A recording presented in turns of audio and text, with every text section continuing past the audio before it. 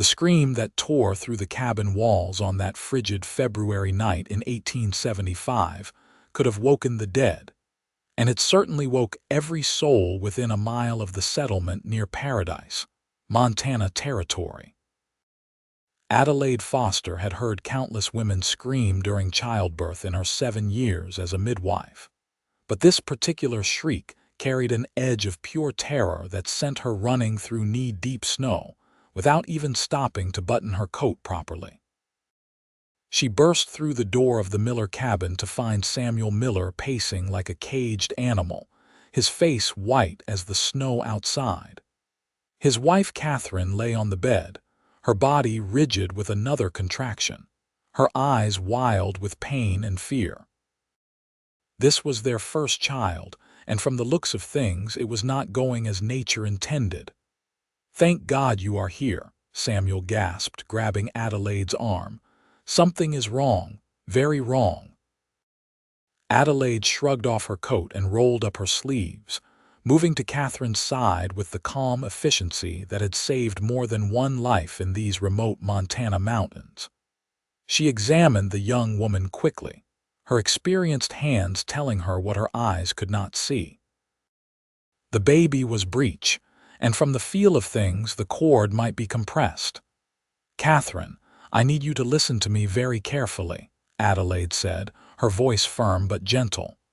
"Your baby is positioned wrong, but I have delivered breech babies before.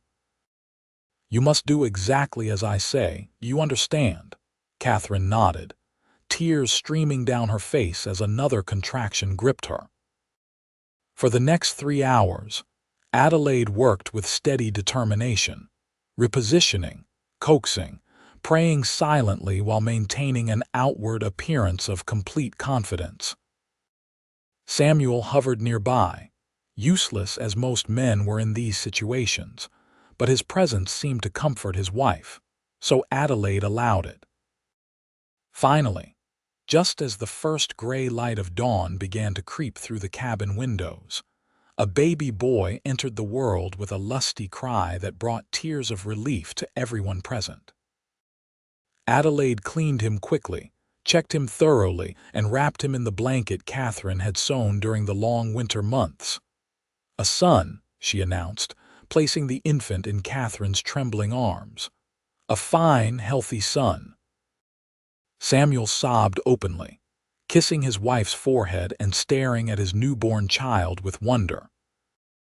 Adelaide busied herself with the aftercare, making sure Catherine was stable and comfortable, cleaning up the evidence of the difficult birth, and preparing a tea that would help with the bleeding and pain. She was washing her hands in the basin when the door burst open, letting in a blast of cold air, and a man who seemed to fill the entire doorway with his presence. Adelaide looked up, startled, and found herself staring at perhaps the largest human being she had ever encountered. He stood well over 6 feet tall, with shoulders so broad they nearly brushed both sides of the doorframe. His hair, dark as a raven's wing, hung past his shoulders in thick waves that were dusted with snow. A full beard covered the lower half of his face, but it could not hide the strong jaw beneath. He wore buckskin clothing that emphasized rather than concealed the powerful muscles of his chest and arms, and he carried a rifle as easily as most men carried a walking stick. "Samuel," the giant said, his voice a deep rumble, "I saw smoke from your chimney all night, figured the baby was coming." "Marcus!" Samuel rushed to embrace his brother, though he looked like a child next to the mountain man. "You have a nephew, Marcus."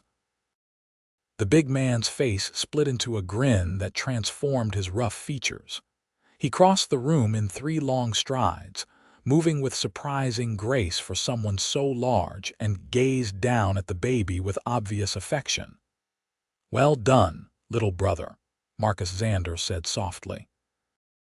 Then his eyes shifted to Adelaide, and she felt the impact of that gaze like a physical force.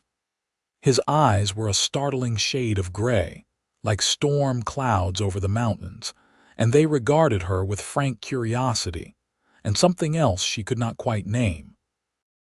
"This is Adelaide Foster," Samuel said. "The midwife I told you about. Adelaide, my brother Marcus. He lives up in the high country, trapping mostly. Miss Foster." Marcus nodded to her, his gaze never leaving her face. "My brother wrote me about you. Said you were the best midwife in the territory. Said you saved 3 women last year who would have died otherwise." Adelaide felt heat rise to her cheeks, unused to such direct attention from any man, let alone one who looked like he could wrestle bears for entertainment. "I did what any midwife would do. I have had good training and some luck." "Luck." Marcus made a sound that might have been a laugh.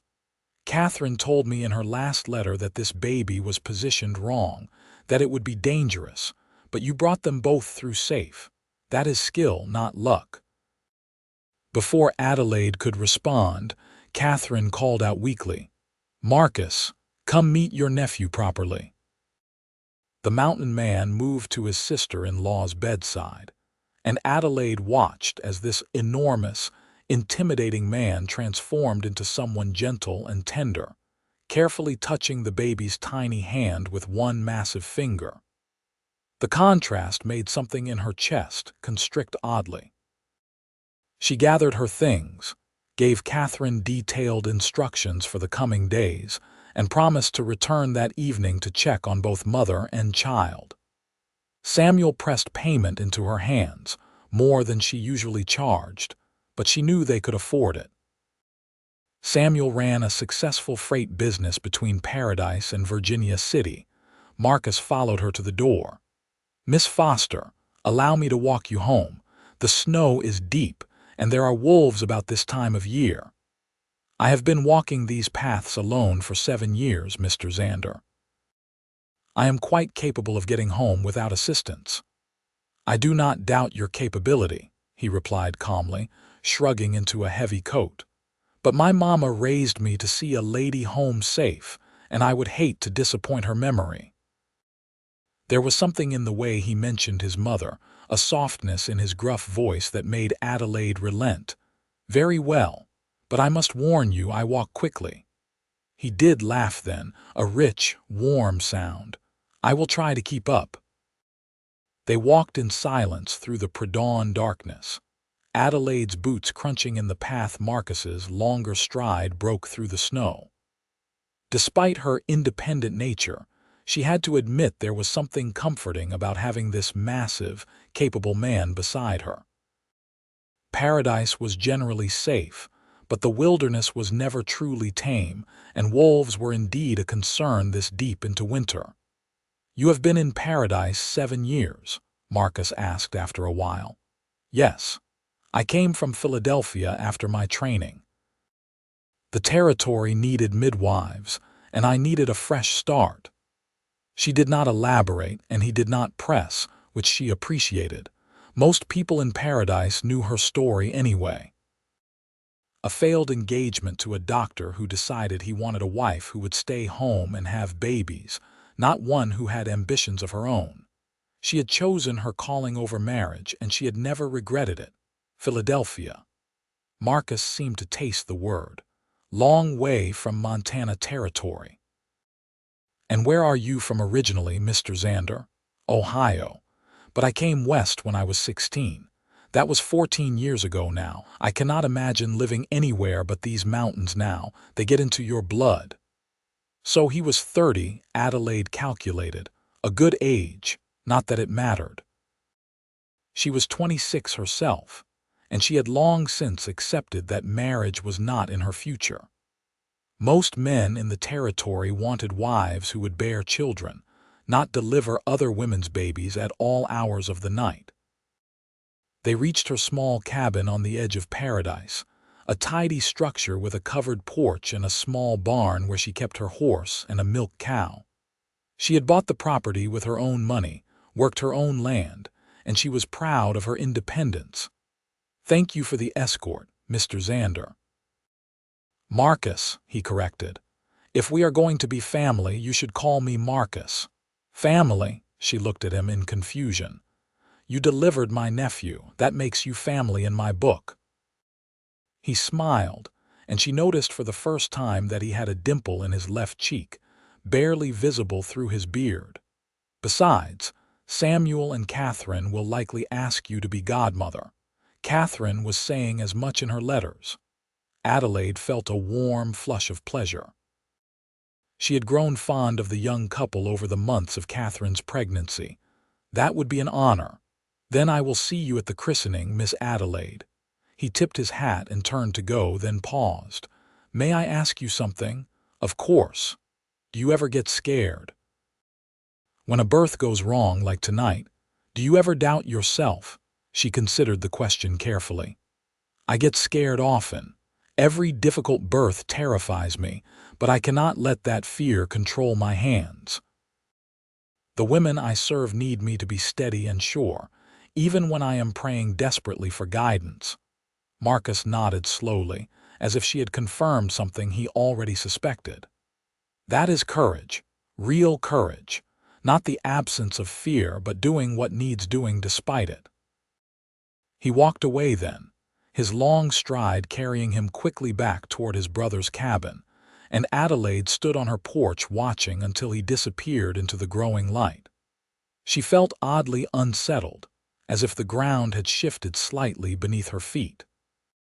Inside her cabin, she stoked the fire and made herself tea, but she found herself unable to sleep despite her exhaustion. She kept seeing those storm-gray eyes, kept hearing that deep, rumbling voice. It was ridiculous. She barely knew the man. He was Samuel's brother, a mountain man who spent most of his time in the high country, far from civilization. They would likely never see each other again after the christening, but she was wrong about that. 3 days later, Adelaide returned to check on Catherine and the baby, whom they had named Thomas, and found Marcus there, having apparently moved into his brother's cabin temporarily to help with the heavy work Samuel could not manage while attending to his wife and newborn. The mountain man was splitting wood in the yard, his coat discarded despite the February cold, his shirt plastered to his back with sweat. The muscles in his shoulders and arms bunched and flexed with each swing of the axe, and Adelaide found herself staring longer than was proper. He looked up as she approached, wiping sweat from his brow with the back of his hand. Miss Adelaide, Catherine will be glad to see you. She has been asking when you would come. How is she managing? Well enough, but tired. The baby feeds constantly. Adelaide smiled. That is normal and good. It means he is healthy and strong. She moved past him toward the cabin, very aware of his size and heat as she passed. Inside, she found Catherine sitting up in bed, looking tired but happy, with Thomas asleep in her arms. The examination went well. Both mother and baby were progressing as they should. Adelaide showed Catherine some techniques to make feeding easier and left more of the herbal tea she had prepared. When she emerged from the cabin, Marcus was waiting by her horse, which he had apparently saddled for her. You did not need to do that, she said, but she was secretly pleased. I know, but I wanted to ask you something. Her heart did an odd little skip. Yes. Would you teach me what to do if a baby comes and there is no midwife available? I am often called upon when someone in the high country needs help. There are families up there, scattered about. If I knew even the basics, I might be able to help if a woman goes into labor. Adelaide stared at him in surprise. In all her years, she had never had a man ask her to teach him about childbirth. Most men considered it women's business, beneath their notice or too delicate for their rough hands. You want to learn midwifery, basic midwifery, he corrected. I know I could never do what you do. But knowing how to help, how to tell if something is wrong, that might save a life someday. She found herself nodding before she had fully thought it through. Very well. Come to my cabin tomorrow afternoon. I will teach you what I can. His face lit up with that transforming smile. Thank you, Miss Adelaide. I truly appreciate it. The next afternoon, Marcus arrived at her cabin exactly on time, his hair still damp from a recent washing, his clothes clean. He had even trimmed his beard slightly, which surprised and pleased her more than it should have. She had laid out her medical supplies on her kitchen table, along with drawings and diagrams from her training books. For the next 3 hours, she explained the process of childbirth, the signs of trouble, the basic techniques for helping a baby into the world. Marcus listened with intense concentration, asking intelligent questions, his large hands surprisingly gentle as he practiced knots for tying umbilical cords and learned how to wrap a newborn securely. "You have a natural aptitude for this," Adelaide said, genuinely impressed. "Your hands are steady, and you do not panic." "I have dressed plenty of wounds and set broken bones in my time," Marcus replied. "Bodies are bodies, whether you are birthing a baby or digging out a bullet." They fell into a routine over the next 2 weeks.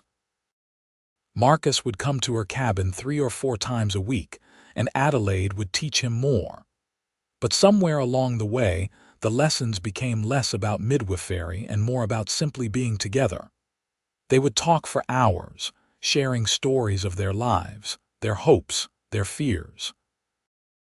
Adelaide learned that Marcus had come west after their parents died of cholera, bringing his younger brother Samuel with him. He had worked various jobs, from mining to freighting, before finally settling into trapping and hunting in the high country.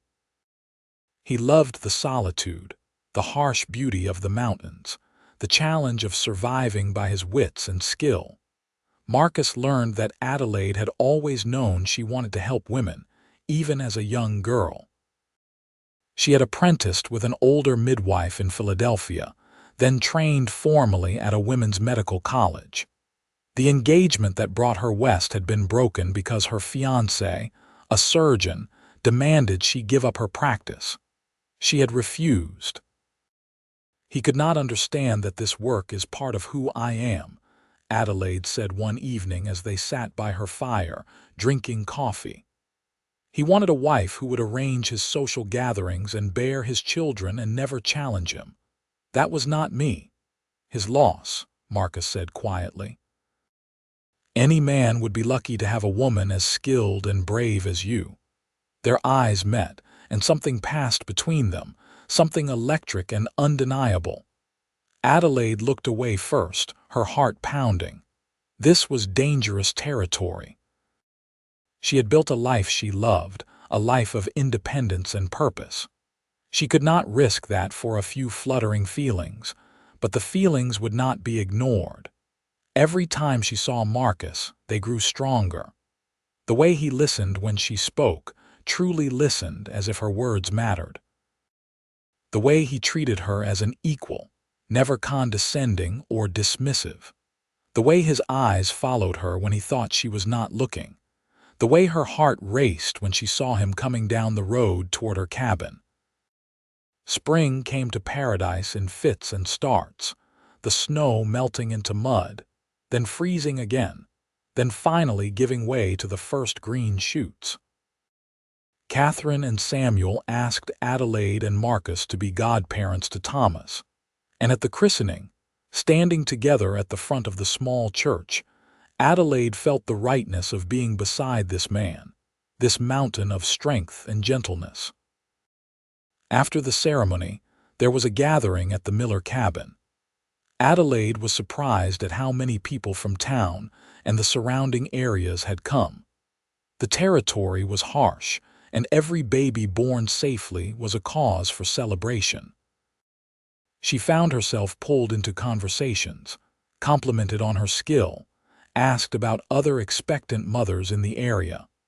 Marcus stayed close to her side, not hovering but present, and she realized with a start that people were beginning to associate them together. They were becoming a pair in the eyes of the community, without either of them formally acknowledging what was happening between them. That evening, Marcus walked her home as had become his custom. The spring air was soft and warm, carrying the scent of pine and new grass. They walked slowly, neither wanting the evening to end. Adelaide, Marcus said as they reached her porch. He stopped and turned to face her, his expression serious. "I need to say something, and I would appreciate it if you would hear me out before responding." Her heart climbed into her throat. "All right. I know you value your independence. I know you have worked hard to build the life you have here. I respect that more than I can say." He took a deep breath. "But I have fallen in love with you, completely and utterly in love with you. You are the strongest, bravest, most capable woman I have ever known, and I cannot imagine my life without you in it." Adelaide's breath caught. No one had ever spoken to her like this, with such raw honesty and respect. "I am not asking you to give up anything," Marcus continued. "I would never ask you to stop being a midwife. That would be like asking you to stop breathing. But I am asking if you might consider sharing your life with me, sharing your future with me. I know my life is rough. I live in the mountains most of the year. But I would build you a proper house, a real home wherever you wanted, and I would support your work in every way I could." Marcus. His name came out as a whisper. "I do not know what to say." "Say you will think about it. That is all I ask. Think about whether you could love me too. Whether you could see a future with me." She looked up at his face, this strong, gentle man who had somehow slipped past all her defenses. "I do not need to think about it," she said softly. "I already know I love you too. I have loved you for weeks now, but I was afraid to admit it, even to myself." The joy that transformed his features took her breath away. He reached for her hands, engulfing them in his much larger ones. "Truly, truly," she laughed, feeling giddy and terrified and exhilarated all at once. "But Marcus, I need you to understand. My work will always be demanding. Babies come at all hours. I will be called away in the middle of the night in storms, in difficult conditions. I cannot be the kind of wife who has dinner ready at precisely the same time each evening. I do not want that kind of wife." He squeezed her hands gently. "I want you exactly as you are. Your work is important. It saves lives. I would never interfere with that. In fact, I want to help however I can. You would truly accept that, living with a midwife's schedule." "Adelaide, I spent last winter tracking a wounded elk for 3 days in a blizzard because I knew if I did not finish it, it would suffer. I understand dedication to a purpose. I admire it. Your purpose is far more important than mine. You bring life into the world. That is sacred work." Tears stung her eyes. No one had ever understood this about her, had ever valued her calling the way Marcus did. "Then yes," she whispered. "Yes, I will marry you." He pulled her into his arms, and she discovered that being held by him was like being wrapped in safety and strength and warmth all at once. He was so large that her head barely reached his chest, but she had never felt more protected or cherished. "I promise you," he said into her hair, "I will spend every day making sure you never regret this decision." They were married in early summer, in the same church where they had stood as godparents to Thomas. Catherine helped Adelaide make her dress, a simple but elegant creation in cream-colored muslin with lace at the collar and cuffs. Marcus wore new clothes, a proper suit that Samuel had helped him purchase in Virginia City, though Adelaide suspected he would return to his comfortable buckskins as soon as the ceremony ended. The whole town turned out for the wedding. Adelaide had delivered so many of their babies, had saved so many lives, that she was beloved in paradise. Marcus, though less well known, was respected as a man of honor and capability. People were genuinely happy for them. Samuel stood as Marcus's best man, and Catherine stood with Adelaide, baby Thomas in her arms. When Marcus repeated his vows, his deep voice steady and sure, promising to love and cherish her all the days of his life, Adelaide felt tears slip down her cheeks. When she made her own promises, her voice was equally firm, equally certain. They had decided to build a new house together, on land Marcus owned at the edge of paradise, close enough to town that Adelaide could reach her patients quickly but far enough for privacy. For now, though, they would live in Adelaide's cabin while the house was being constructed. Their wedding night was gentle and patient. Marcus seemed to instinctively understand Adelaide's nervousness, having never been with a man before. He took his time, his large hands surprisingly tender, making sure she felt safe and cherished every moment. When they finally came together, it was with a sense of rightness that brought tears to both their eyes. Afterward, lying in his arms, Adelaide traced the scars that marked his chest and shoulders, evidence of a hard life in harsh country. "Tell me about these," she said softly. He told her stories of close calls with bears, of accidents while trapping, of a knife fight with a claim jumper up in the gold fields. His body was a map of survival, and she found herself grateful for every scar because each one meant he had lived to find his way to her. "Your turn," he said, running his fingers through her long auburn hair which she had unpinned for the first time in front of him. "Tell me something I do not know about you." "I was terrified to marry you," she admitted. "Not because I do not love you, I do desperately. But because I have been independent for so long, I was not sure I remembered how to be part of a pair." "We will figure it out together," he assured her. "And Adelaide, you should know, I will never try to control you or restrict you. You are your own person, and you will remain your own person. Marriage does not change that." She kissed him then, pouring all her love and gratitude into that kiss, and he responded with equal passion. They made love again, slower this time, learning each other's bodies, discovering what brought pleasure and joy. The next months were among the happiest of Adelaide's life. She continued her work as a midwife, and Marcus adapted to her schedule with remarkable patience.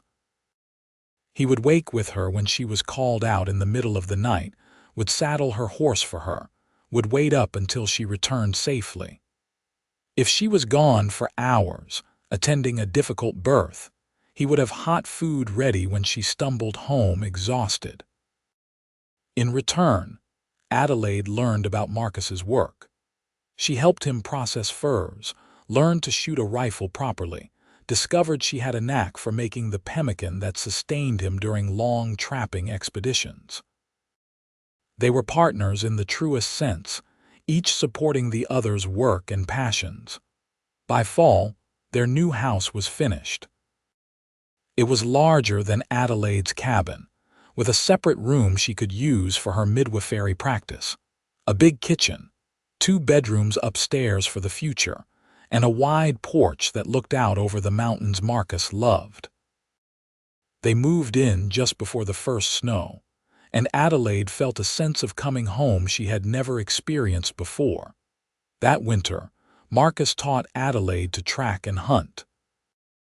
She would never be as skilled as he was, but she learned enough to be safe in the wilderness, enough to find her way if she became lost. He taught her how to read the weather, how to find shelter, how to survive if the worst happened. In return, Adelaide taught Marcus more advanced midwifery techniques. She had him read her medical books, and she was surprised at how quickly he absorbed the information. "You could have been a doctor," she told him one evening as they studied together by lamplight. "Maybe in another life," he replied. "But in this one, I am a trapper married to a brilliant midwife, and that suits me just fine." Winter passed into spring, and one morning Adelaide woke feeling decidedly unwell. She barely made it to the basin before losing the contents of her stomach. Marcus was at her side instantly, holding her hair back, supporting her with gentle hands. "Are you sick? Should I ride for the doctor?" Adelaide wiped her mouth and looked up at him, realization dawning. "I do not need a doctor, I need a midwife." It took him a moment, then his face went through a series of expressions: shock, joy, wonder, and finally concern. You are with child. I believe so, yes. He gathered her carefully into his arms as if she might break. This is wonderful. This is the best news, but Adelaide, you must rest. You must take care of yourself. You cannot be riding out in all weather, delivering other women's babies while carrying your own.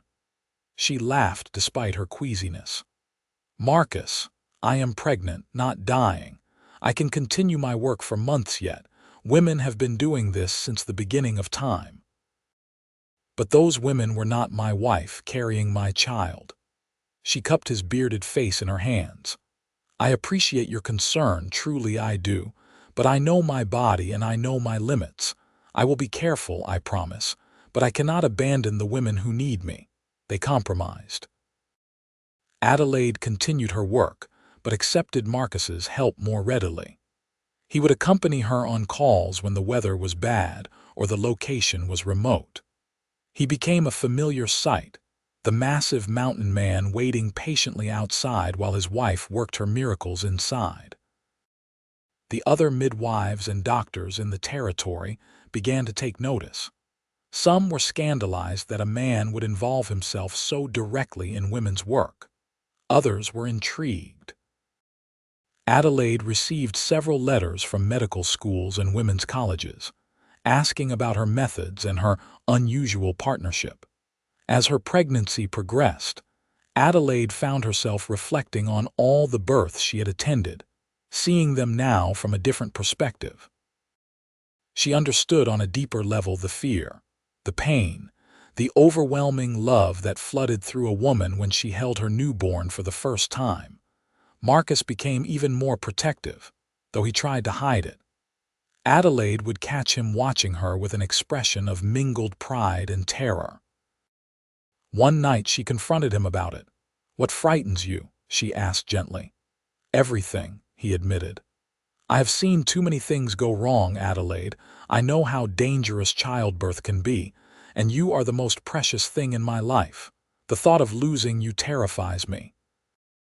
"I am as healthy as a woman can be," she assured him, "and I will have the best midwife in the territory attending me." "Who?" "Martha Peterson from Virginia City. She trained at the same college I did, and she is excellent. I trust her completely. But you deliver all your own patients. Should you not have someone closer, Marcus?" She took his hands. "I need to ask you something, and I need you to answer honestly. Do you regret asking me to teach you about midwifery?" "What? No, of course not. Why would you think that?" "Because now you know everything that can go wrong. You have knowledge without the experience to balance it. That knowledge is feeding your fear." He was quiet for a long moment. "You are right," he finally said. "Knowing the dangers, understanding the complications, it makes the fear worse, but I do not regret learning. I would rather understand and be frightened than be ignorant and helpless. Then trust in my knowledge and experience. Trust that I know how to take care of myself, and trust that Martha will take excellent care of us both." Their son was born in late autumn, when the leaves were turning gold and red against the mountains. Adelaide's labor started in the morning, progressing steadily through the day. Martha arrived by early afternoon, having been staying in paradise for the past week in anticipation. Marcus was a wreck. For all his training, all his knowledge, when it came to his own wife and child, he was as useless as any other expectant father. He paced and fretted and drove Martha to distraction until Adelaide finally ordered him to go chop wood or something equally productive. He was splitting logs when Samuel found him hours later, attacking the woodpile with a fury born of fear and helplessness. "Brother," Samuel said carefully, "I think you have enough wood to last 10 winters." "I cannot do nothing," Marcus growled. "I cannot just sit there while she suffers." "She is not suffering.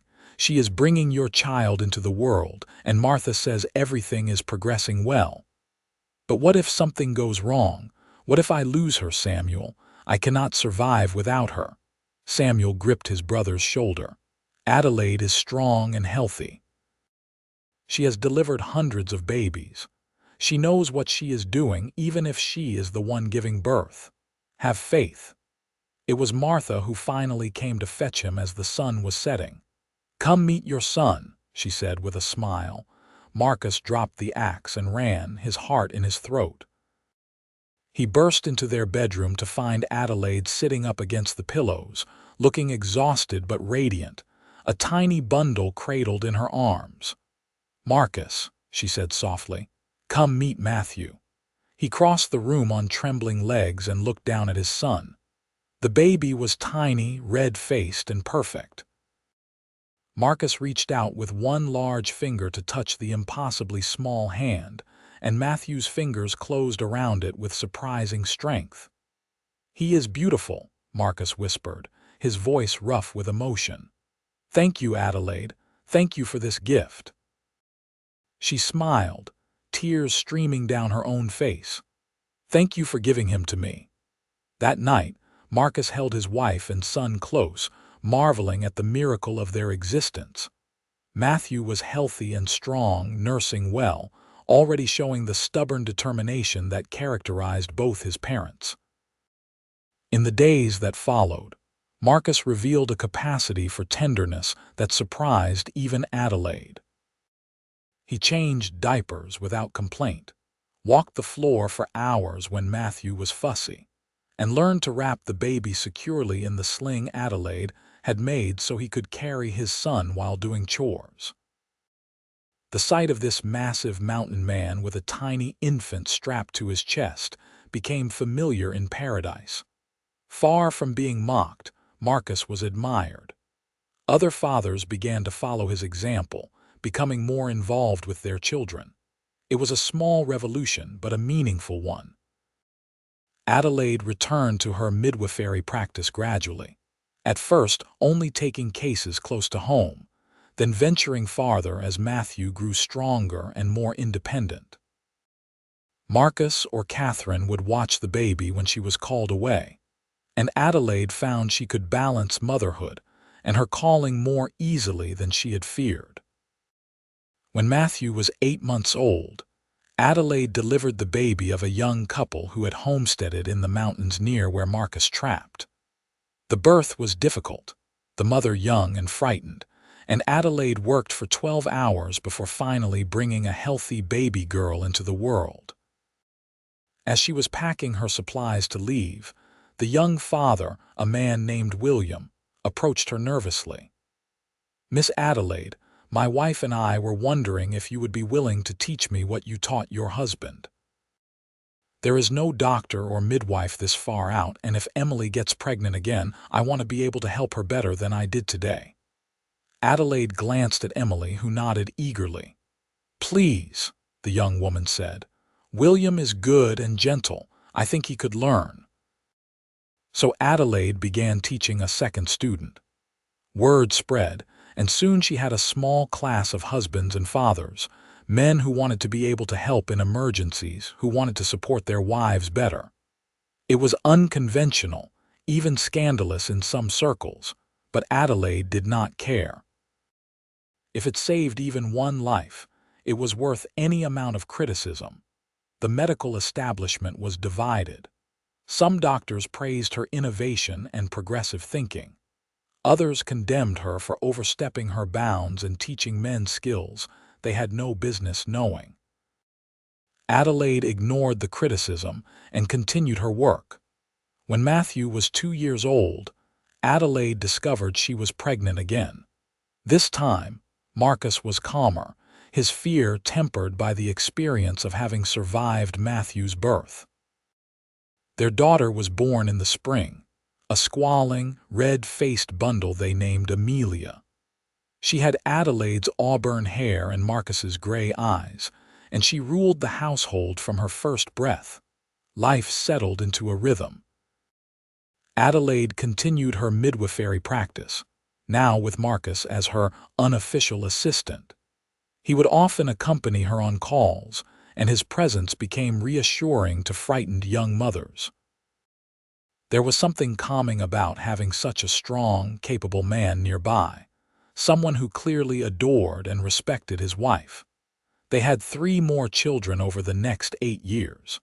Each birth reinforced Marcus's commitment to supporting Adelaide's work. He understood, as few men did, the sacred nature of bringing life into the world. He understood the skill and courage it required. Their children grew up understanding that their mother's work was important. They learned early not to disturb her when she was studying her medical books or preparing for a difficult case. But they also knew they were deeply loved.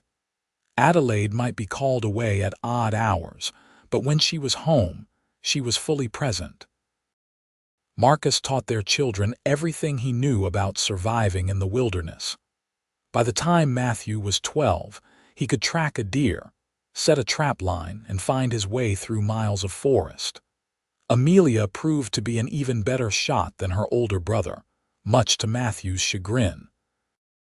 The younger children, 2 more boys and another girl, were developing their own skills and interests. But it was their youngest, a daughter named Abigail, who showed the most interest in Adelaide's work. From the time she could walk, Abigail wanted to be wherever her mother was. She would sit quietly during consultations, would help organize medical supplies, would ask endless questions about herbs and remedies and birthing techniques. "I think we may have another midwife in the family," Adelaide told Marcus one evening as they watched Abigail carefully bandage her doll's imaginary wound. "The territory could use more women like you," Marcus replied. "Smart, capable, brave. Women like us," Adelaide corrected. "I could never have done any of this without you. Your support, your understanding, your willingness to break with convention and help me in my work.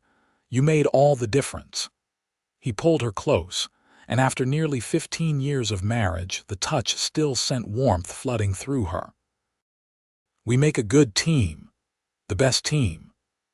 One late summer evening, when the children were in bed and the house was quiet, Marcus and Adelaide sat on their porch watching the sunset paint the mountains gold and purple. They had been married for 16 years, and Adelaide was 42 years old now, her red hair streaked with silver, her hands marked by years of work. Marcus was 46, his dark hair and beard now heavily grayed, his face weathered by wind and sun. "You ever regret it?" Marcus asked suddenly.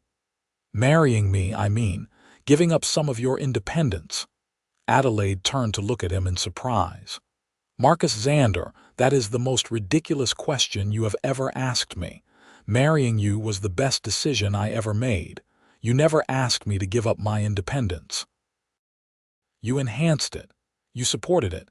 You made my work possible in ways it never would have been otherwise. I just want to make sure you are happy." "I am deliriously happy," she assured him. "I have work I love, children who make me proud, and a husband who treats me as an equal partner." "What more could any woman want?" He smiled and pulled her close. "I love you, Adelaide Xander, and I love you." They sat in comfortable silence, watching the stars begin to appear. Adelaide thought back to that cold February night 16 years ago, when she had burst into Samuel and Catherine's cabin to deliver a breech baby. She could never have imagined then where that night would lead, the love she would find, the life they would build together. "Marcus," she said suddenly, "do you remember when you asked me to teach you about midwifery? Of course. It was one of the best decisions I ever made. Do you remember what you said after Thomas was born, when you first saw me?" He frowned, thinking back. "I do not recall exactly." "You thanked me for bringing your nephew safely into the world, and then later you asked to learn midwifery so you could help other women in emergencies." "Yes, I remember that." Adelaide smiled. "What you did not say, but what I think you felt even then, was that you wanted to make sure you could help bring our own children safely into the world, that you wanted to be able to protect me and our future children in every way possible." Marcus was quiet for a long moment. "I did not realize it at the time," he finally said. "But yes, I think you are right. From the moment I saw you, exhausted and triumphant, holding my nephew, I wanted you to be the mother of my children. I wanted to spend my life supporting you, protecting you, loving you. And you have done all those things and more." He kissed her forehead gently. "Not a day goes by that I do not thank whatever force of fate or fortune brought me to my brother's cabin that morning. Not a day I do not feel grateful that you gave me a chance." "I am the grateful one," Adelaide replied. "You saw me as I was and loved me for it. You never asked me to be smaller or quieter or less ambitious. You celebrated my strength instead of being threatened by it. That is rare, Marcus. That is precious." They sat together as the night deepened around them, two people who had found in each other exactly what they needed. A partnership built on respect and support, on shared values and complementary strengths. Their love had not been a whirlwind romance, but something deeper and more lasting, built slowly and carefully, like the house they lived in. Inside, one of the children called out in sleep, and Adelaide started to rise, but Marcus gently stopped her. "I will go. You have been on your feet all day." She watched him disappear into the house, this massive, gentle man who had become the center of her world. She heard him speaking softly to whichever child had cried out, his deep voice soothing and comforting. A moment later, silence returned, and Marcus came back to the porch. "Abigail had a bad dream," he reported. "She is fine now." They resumed their positions, Adelaide leaning against Marcus's solid warmth, his arm around her shoulders. This, she thought, was happiness. Not the dramatic, passionate happiness of novels and poems, but the quiet, deep happiness of two people who had built a life together, who faced challenges together, who grew old together. Years passed, marked by the changing seasons and the growing of their children. Matthew became a trapper like his father, working the high country but always returning home to the family. Amelia surprised them all by declaring her intention to become a teacher, and she left for Denver to attend a training college. The younger children were still finding their paths, but Abigail's determination to follow in her mother's footsteps never wavered. When Abigail turned 18, Adelaide began training her formally, just as she had been trained in Philadelphia so many years ago. Abigail proved to be a natural, with steady hands and a calm demeanor that served her well in emergencies. Adelaide felt a fierce pride watching her youngest daughter grow into her calling. Marcus, now in his 50s, had slowed down somewhat, spending less time in the high mountains and more time helping Adelaide and Abigail with their work. He had become a fixture at difficult births, his presence reassuring to both midwives and laboring mothers. The scandal had long since faded. Now, men seeking to support their wives asked Marcus for advice on how to be helpful during pregnancy and childbirth. One spring morning, Adelaide received an urgent summons. Catherine, now in her 40s and unexpectedly pregnant with her 6th child, was in labor, and there were complications. Adelaide and Abigail rode out immediately, with Marcus following close behind. They arrived to find Catherine in distress. The labor had started well but had stalled, and the baby's heartbeat was weakening. Adelaide examined her friend quickly, her experienced hands reading what they found, and made a decision. "We need to deliver this baby now," she said firmly. "Catherine, you must push with everything you have. Abigail, prepare the instruments. Marcus, I need you to support Catherine in a sitting position. It will help the baby descend." For the next hour they worked as a team. Marcus holding Catherine steady, murmuring encouragement. Abigail assisting with calm efficiency. Adelaide using every skill she had learned in 40 years of practice. And finally, mercifully, a baby girl slipped into Adelaide's waiting hands, small but alive and breathing. Catherine sobbed with relief as Adelaide placed the infant on her chest. Samuel, who had been pacing outside, rushed in at the baby's cry, his face streaked with tears. Thomas, now a young man of 25 with children of his own, appeared in the doorway, grinning with relief. As Adelaide cleaned up and made sure both mother and baby were stable, she felt Marcus's hand on her shoulder. She looked up at him and saw pride and love shining in his gray eyes. "You still amaze me," he said softly. "After all these years, watching you work still takes my breath away." "We did it together," she replied. "All of us. That is how it should be."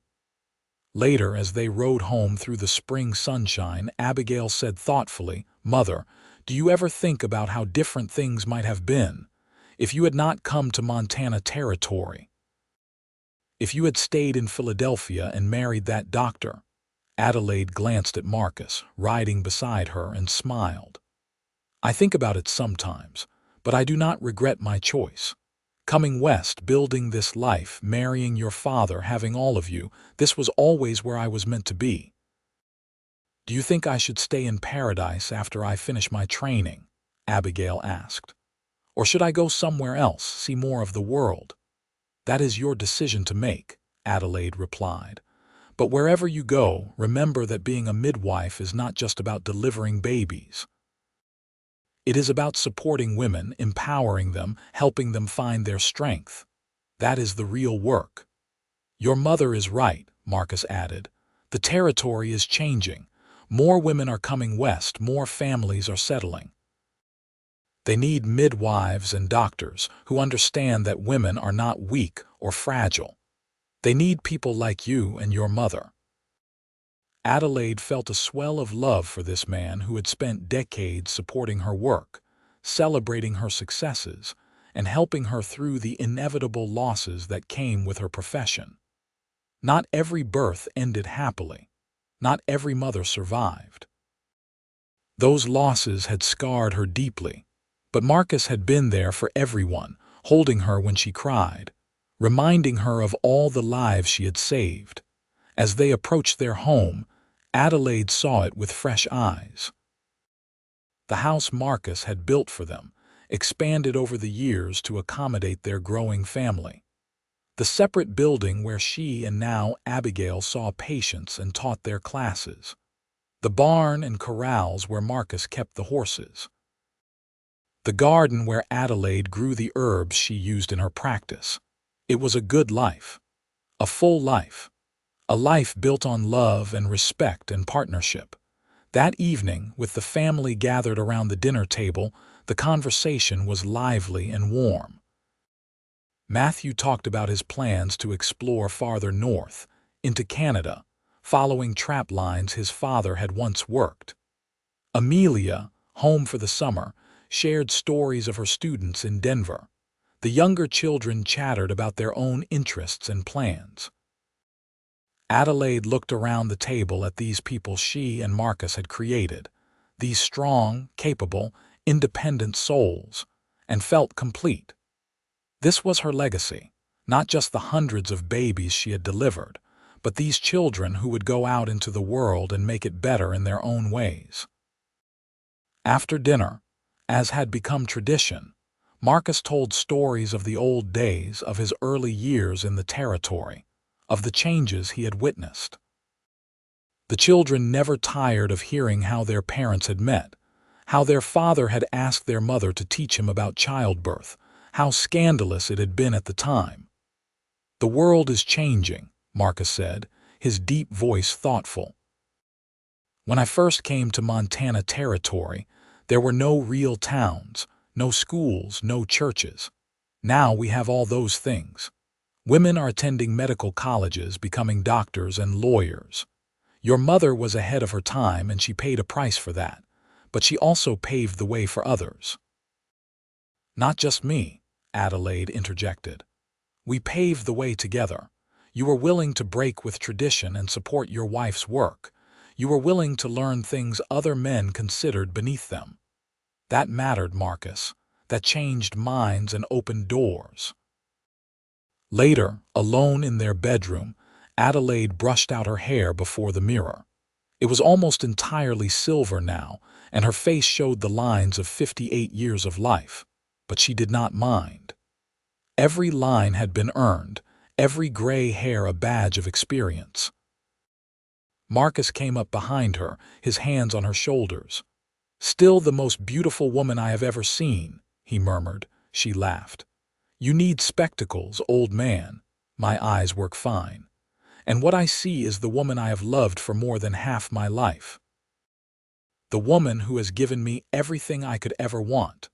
The woman who still makes my heart race when she walks into a room." Adelaide turned and pulled him down for a kiss. "I love you, Marcus Xander, more today than yesterday and less than tomorrow." "That is mathematically impossible," he teased. "Love cannot keep increasing infinitely. Watch me prove you wrong." They made love with the comfortable passion of long marriage, each knowing exactly how to please the other, each cherishing the gift of intimacy that age and familiarity had not diminished. Afterward, lying in the darkness with Marcus's heartbeat steady beneath her ear, Adelaide thought about the journey that had brought them here. From that cold February night when she had delivered Thomas, to this warm summer evening with grandchildren playing in the yard and a lifetime of memories behind them. "Marcus," she whispered, "do you remember when you first asked me to teach you about midwifery? You said you wanted to be able to help in emergencies. I remember. Did you ever imagine it would lead to this? To us training other men, to changing how people think about childbirth and family?" "No," he admitted. "I just wanted to be able to protect the people I loved. I wanted to make sure I could help if someone needed it. I never imagined it would become a movement." "We started something important," Adelaide said. "Maybe the most important thing either of us has done. We showed people that men and women can work together as equals. That supporting each other makes everyone stronger." "You started it," Marcus corrected, "by being brave enough to live your truth, by refusing to be limited by what society expected of you. I just had the good sense to recognize something precious when I saw it." They fell silent, holding each other in the darkness, content and complete. The years continued to pass, each bringing its own joys and sorrows. They became grandparents many times over, watching their children build their own lives and families.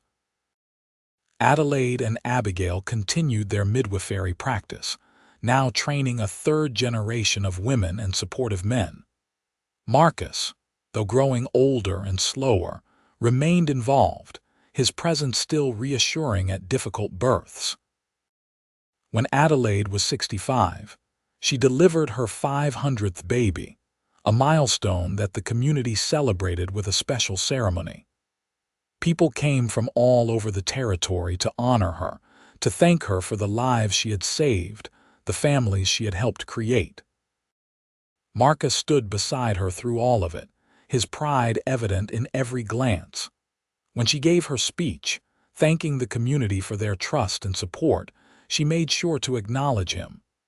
"None of this would have been possible without my husband," she said, her voice clear and strong.